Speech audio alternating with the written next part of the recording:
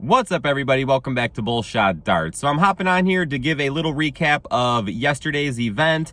I got a win under my belt, but then I had possibly my most disappointing loss that I've ever had, so I just want to talk about that. But first, guys, it is Bullshot's mission to grow the sport of darts, so if you are new, please make sure to hit that subscribe button, drop this video a thumbs up, and also go check out bullshotdarts.com. I will be releasing my first shirt on there soon, and I believe that Bullshot merch is going to be the coolest merch in darts, so I'm really excited to get this ball rolling. All right, guys, so I want to start with the positive story here, a funny story. In my last video, I was talking about a friend, Ryan Freary, that every time we're at the same tournament, we always play each other. So yesterday, during warming up and stuff, they call the bracket. I pull the bracket up on my phone, and sure as shit, there he is, my first round, Ryan Freary. And it was funny because I didn't know where he was, and I just like looked up and I'm looking around the dart hall and see if I see him. And then I saw him across the dart hall and he was staring at me with a smile on his face. So we were both just kind of like, well, we knew that this was going to happen, and here we are. So I thought that was pretty funny. So now let's get into the darts for the day. Yesterday during warm-up, I had a hard time finding like my right grip. Like when I'm struggling, my grip is always the first thing that I have a problem with. So I was spending a lot of practice time trying to figure out my best grip and what grip is feeling comfortable for the day. And my darts weren't bad, but they weren't necessarily good. I had some good rounds when I felt like my grip was on point, and then I had some bad rounds when I was struggling with my grip during practice. So going into the first match, I still didn't have a set grip that I was going to throw with for the day, so I had to make that adjustments during the match. So my first match was against Ryan Freary, and he started off with a 2-1 lead on me. I got the first leg, and then he got the next two off of me. And it was in that fourth leg when I found my grip and I gained some confidence. So the dart started feeling good, my grip was feeling good, and I just, felt like I was going to be able to, turn it around and get the win. And right when I found the new grip and was getting all this confidence, he goes up there and takes out a 154 out against me to go up 3-1. It was an amazing out. He went trip 19, double 20. And it was funny because the chalker was looking at it like, what? Because he was looking at my score and wasn't sure. And Ryan goes up and he's like, yeah, it's just the out. Like, we're good. So we go to the third leg, or no, I'm sorry, that was the fourth leg. I don't know why I said third leg. So then we go to the next leg. I'm down 3-1, but I was feeling confident and I had my grip right. So I was, really comfortable going into that next leg, even though I was down to 3-1. And then the very next leg, I had 114 left, and I went trip 20, single 14, and took out the 114. So we had back-to-back triple-digit outs, which was really cool. And I ended up getting the comeback and getting the win. So I felt really good about that. And I love shooting darts with Ryan because I know at the end of the match, we're always going to laugh, shake hands, have a good time, and it is what it is. Unfortunately, there's some dart players out there that, I don't know, you just don't get that. Like, whether you win or lose, some dart players, you just don't have that, positive post-match talk and stuff. And when we play, it doesn't matter who wins, doesn't matter who loses. We laugh about it and just move on. So I got that win against Ryan. And like I said, I found my grip, so I was feeling really confident going into my next match. And my next match happened to be against Adam Savada, who won the Friday night tournament. So Adam came in, I don't know, no one really knows anything about him because he came in and was a qualifier, won the qualifier, and he dominated all the way to the finals. He had at least one average in the hundreds, averages in the 90s, the high 80s. He was just throwing well all Friday.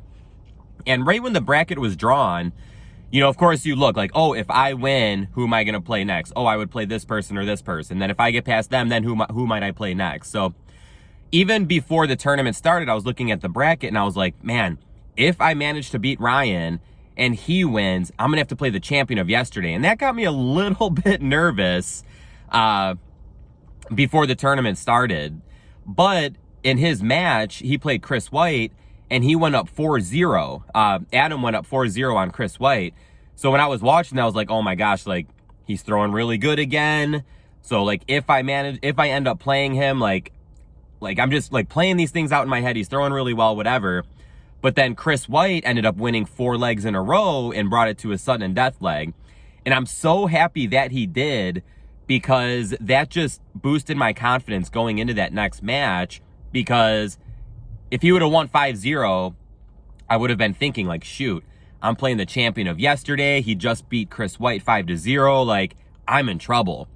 But with Chris White getting those 4 legs in a row, it really boosted my confidence, because I was like, hey, if he can win 4 in a row, you know, it shows that he's human, you know, like that he can be beaten. So going into this match, after finding my grip and having the confidence and seeing that, you know, I would possibly be able to beat Adam, it just helped my confidence. And, you know, of course, I go into every match thinking I'm going to win, you know, like positive mindset. I always talk about that.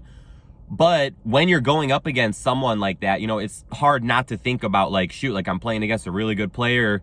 You know, I'm telling myself I'm going to win, but of course, you know, I might not, especially if he's throwing really good darts. So anyways, we get into the match, and this is where the very disappointing loss comes in, because I open up the match 3-0. I'm feeling really good. I got my grip. My confidence is up. I'm up 3-0 against the defending champion of Friday night. So he ends up winning the 4th leg. So now I'm up 3-1, and I got the darts in my hand. So I have the opportunity to go up 4-1, and I only need 1 more leg after that, and I still get to throw 2 more times. So huge leg for me. I go up there, I throw, I don't remember my darts leading up to it, but I was at 136 after 9 darts. I went trip 20, trip 20. So now I'm at 16 after 11 darts, going for that 12 darter. I missed the double 8 and hit a single 8.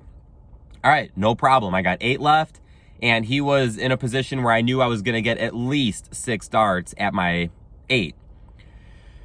So I go up there, he's got 176, and I take my next shot with 8 left. My first dart, I have no idea what happened, but it hit the single 18, and I busted it. So now my opportunity of 6 darts boomed. I lost 2 darts by busting it on my first dart. So that hurt me. That hurt me bad. And it hurt me even worse because he went up there, trip 20, 16 to leave himself 40. So now my last round, I busted my double 4 with my first dart. He just threw a 136 to leave 40. So now it's like, well, now I only got 3 more darts at this, and he really put the pressure on me. Thankfully, I didn't bust it again, but I did miss with all 3 of my darts. He takes out the 40 behind me, and from there, I could not get back into it. He ended up getting a 4-3 lead on me. He won the next 3 legs with a 4-1, or what the heck, 4-3 lead on me now. So now we're going into the 8th leg, and he has the throw. So I'm like, all right, like I need to pick it up because I need to steal the throw here so I can get the throw in the decider leg. And we both are throwing amazing darts. I'm down to 20 after 12 darts, and he's at, I think he was at 60. I think he was at 60 after 12, and I had 20 after 12. I forgot what my last shot was, but, you know, I hit a ton plus shot to leave myself 20 after 12. And he ends up getting the 15 darter on me for the win. So I had the 3-0 lead against the reigning champ, and then I blew those darts in the double with 8 left. After 11 darts, I had 8 left. I blew that. This person is going the wrong way. I don't know.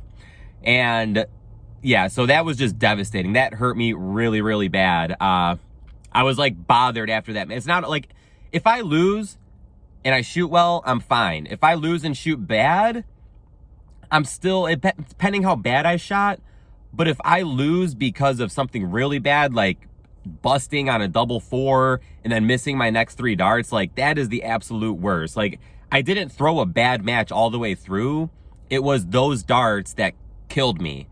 So yeah, I was really disappointed about it for a couple reasons. You know, one, I was playing the champion of Friday night, so getting a win over him would have been big for me. Just, you know, a big confidence boost, and just would have been nice. But also that win would have put me into the top 16, which would have gotten me some extra tour points. And, you know, I don't throw darts for the money. If I threw darts for the money, I wouldn't do it because I would do something else where I could make more money and spend less money. But getting in the top 16 is when you do get some money back. So I placed Friday night, and had I placed yesterday, my trip basically would have been paid for. So that hurt me a little bit. And then also too, if I would have won that match, I would have played Alex Spellman on the stream board for the top 16 match. And we played on Friday. It was a very scrappy match, but yesterday Spellman was throwing really good.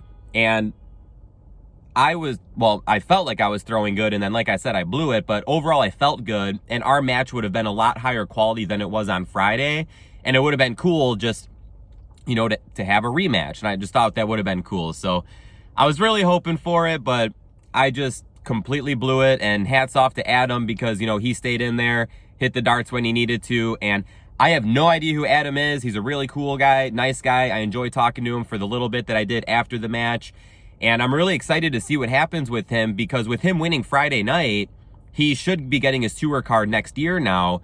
And hopefully that has him coming out. You know, we got these players coming out that nobody knows and they're throwing really well and, well, winning a CDC event. So there's so many of these players out there. And that's what I try to do with Bullshot is to get these players to come out and throw publicly because there's so many players that throw good at home, but they just don't go out and play. I mean, look at Jacob Taylor, Jules Van Dongen. These are guys that are phenomenal talents, but we never heard of them until COVID happened and they were playing webcam darts. Yeah, people may have known who they were in their local places, but these are guys that should be known on the worldwide scale. So really excited that he won on Friday night. And yesterday, Seth Stefano won. And really excited for him. I've talked about him before. He's a really young guy. He's in the Evolution Tour. And I talked about him after Tampa because I had seen him throw there. And I was like, holy cow, like this kid's good. And he's really young. And he shot lights out yesterday. Multiple averages in the 90s.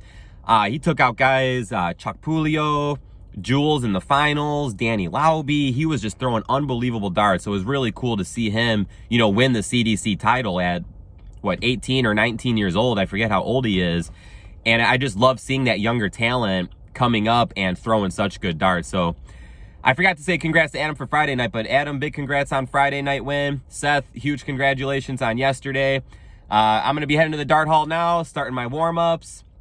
And next time I see you guys, I will be back at home. No more car videos for the, well, until I guess I go to my next tournament. But when I get home, I'll be uploading my update from Sunday. And then I'm just going to do a full recap of the weekend, you know, talk about all the winners and just how the tournament went. I don't even know what I'm saying anymore and all that good stuff. All right, guys. Thank you so much for watching, and thank you so much for the support for the last video. All the positive comments of encouragement really helped me yesterday because I did upload that video before the tournament started, and getting all that love from you guys going in really helped me boost my confidence. So thank you so much, guys. Thank you for watching. Make sure you hit that subscribe button, drop the video a thumbs up, check out the bullshotdarts.com website. I will see you all in the next one, and shoot well.